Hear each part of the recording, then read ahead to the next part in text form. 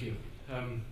It's kind of strange to be on the same panel as Philip and not be speaking about liberalisation, because that's been the role that we've had in the last few months, I have to say, as liberalisation has been going on in Europe.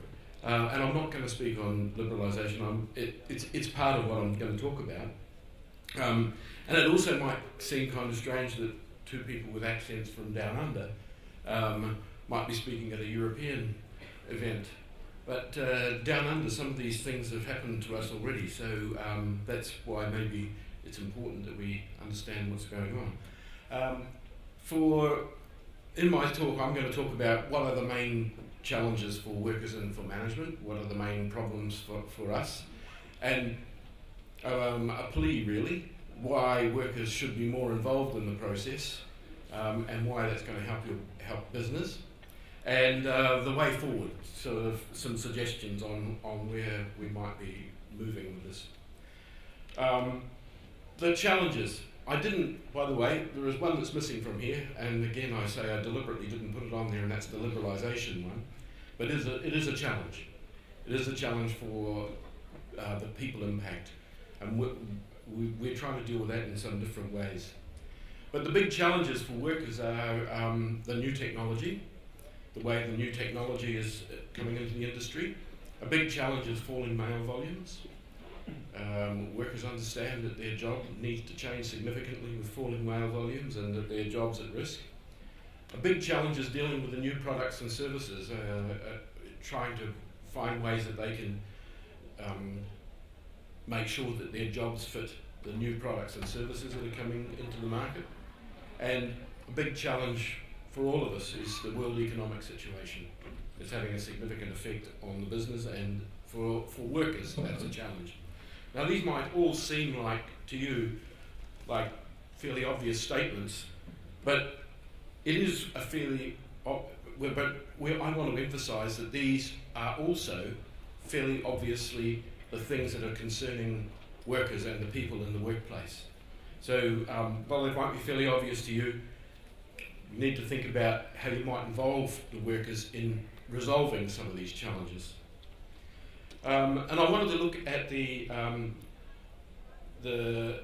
challenges, if I can get the next slide.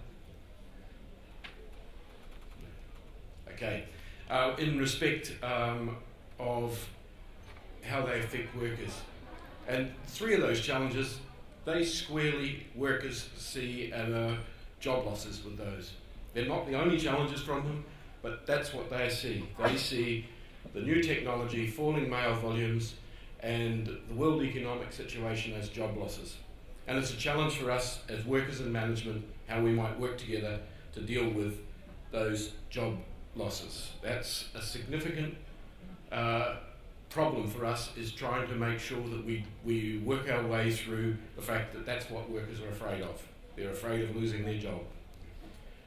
And there's different challenges for different parts of the workforce in post. The challenges for the delivery staff are the new technology, of course, and the falling mail volumes, and that gives them, again, some specific problems for them as delivery people. And excuse me if I tell you things that you maybe already know, but not everyone is taking into account these things, and so we need to be making sure that we're upfront as workers' organisations. We're upfront about what the problems are for us, for delivery staff. And one of the problems is more delivery points. Less mail means more delivery points for the worker. The mail's changing. It's heavier loads, small packets are becoming more prominent. Even though we heard earlier today that even if we doubled the number of parcels in small packets, that wouldn't significantly increase our revenue, it is a fact that they are having to deliver more packets, and it's heavier, and it's bulkier, more bulk. And new technology for delivery workers with sequencing and automatic sorting means more time outside delivering, less time inside preparing the mail.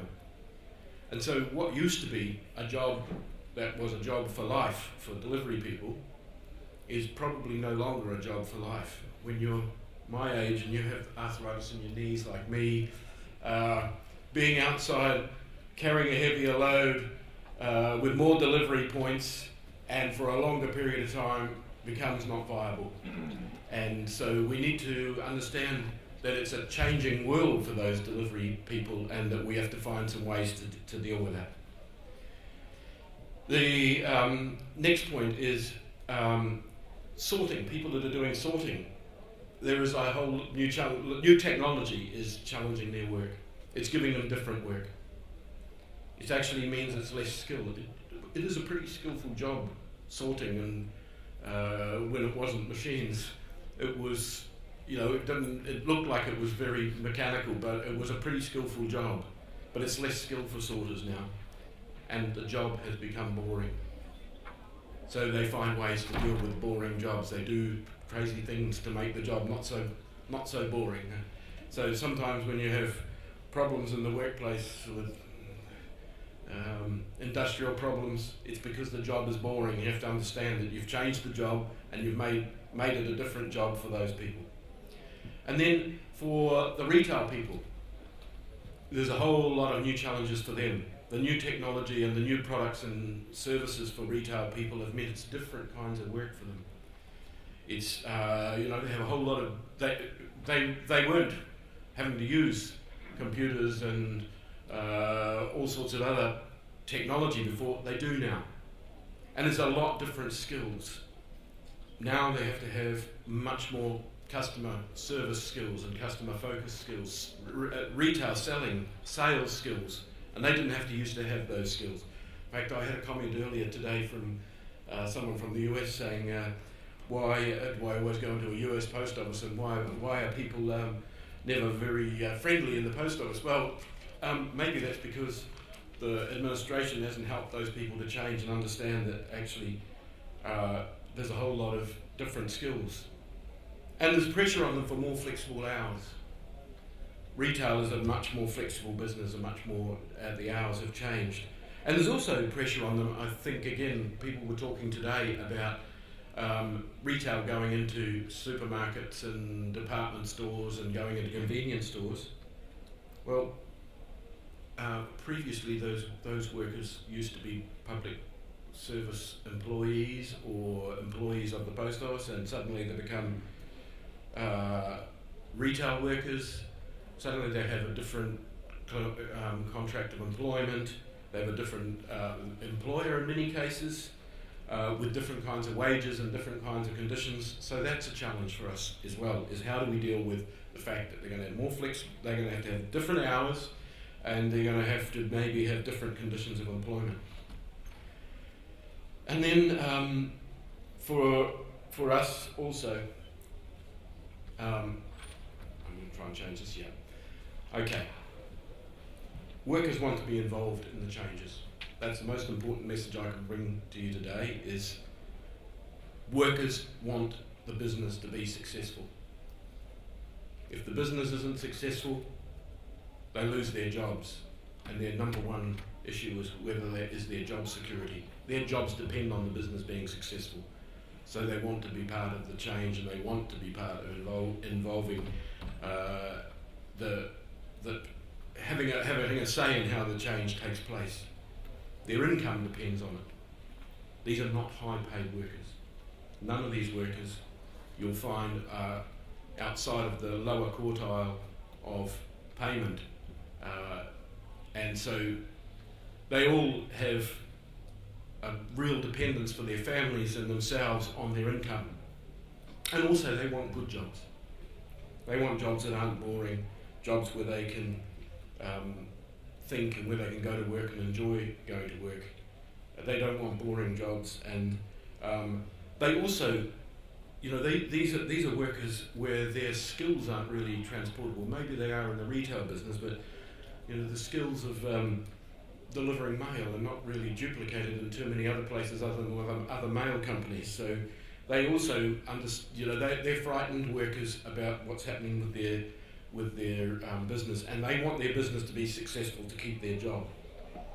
And also, they also understand that the world economic situation probably means that investment for their company is going to be limited. Most of these companies that workers we're talking about have problems getting investments. Many of them are government owned, and governments are cutting back on their on their debt levels.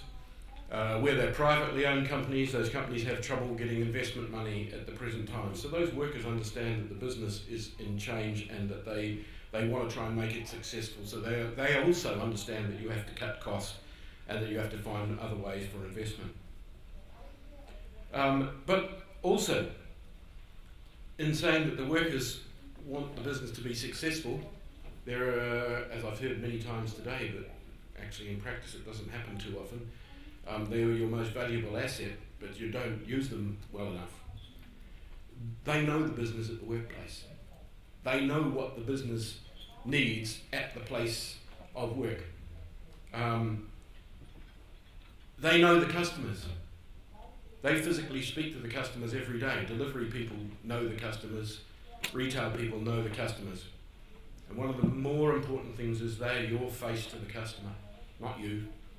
They're your face to the customer. Those people that are delivering mail and those people in the retail shops are your face to the customer. And actually, they understand how the business works.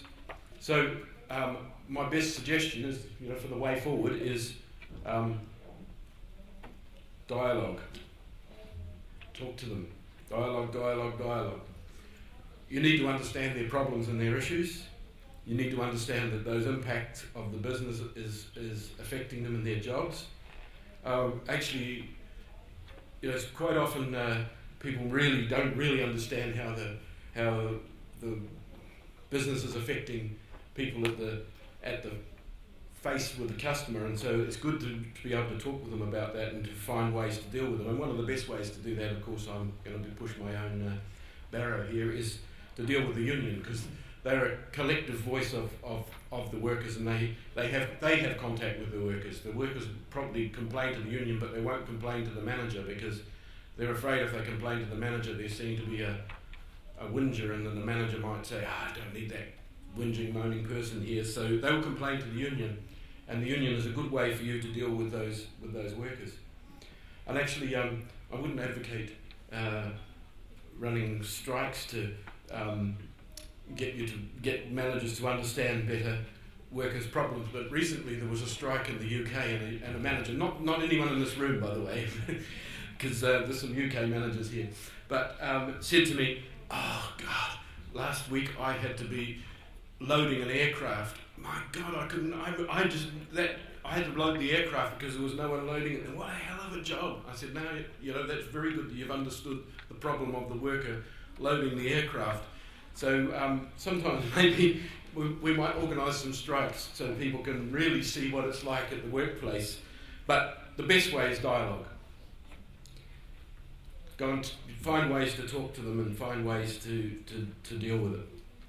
And then finally, I'd like to say the way forward is, as I said, is involve the union. The way forward is to get rid of suspicion that people think at the workplace that management are making changes and, hey, they're doing that, they're going to, New Zealand expression, they're going to screw my job here, and they're going to take my job away from me, and they're going to change the way I get paid, and they're going to change things without having any understanding of my problems as a worker, and get rid of imposing solutions. Get rid of that, or try and find out what their problems are, and get rid of telling people after decisions are made. That's a classic problem, is constantly companies tell people, hey, we've had this problem and we've made this decision on how we're going to solve the problem. Get rid of doing that. Get rid of making the decision before you've managed to talk to the people that actually do the job. And tell the workers about your problems. Ask them their views. And in fact, ask them for solutions, and you might be surprised at the answers you get. You might be surprised at what kind of solutions they come up with. One of the biggest problems for workers is management comes to them and say, here's what our problem is and here's our solution, and they go, hey, that's a crazy solution. Why didn't you think of this solution? No, that's our solution. So why don't you ask them why don't you tell them the problem first, give them the problem, and then ask them for the solution. You no doubt you've thought about the solution yourselves, but ask them about the solution, and you might be surprised. You might be very surprised about the innovative solutions that workers come up with, and if you give them ownership of the solution, then they're going to be much more liable to accept the solution than they are if you impose it on them.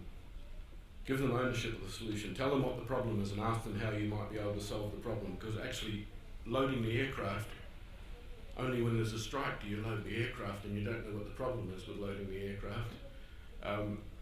Only the worker knows that problem. You don't know what the problem is with carrying heavier loads and several extra delivery points, only they know the problem. So maybe you might be surprised if you ask them, give them the problem and ask them for the solution. They might find ways, because they want to keep their job, or they want another job, and they want good work, and they want to move forward, and they want the business to be successful. So thank you very much for your time, and I hope that we can move, the way forward for us is a way forward together, and I appreciate the opportunity to be able to come and speak to you here today, and I thank you very much for your time. Thanks, Bill.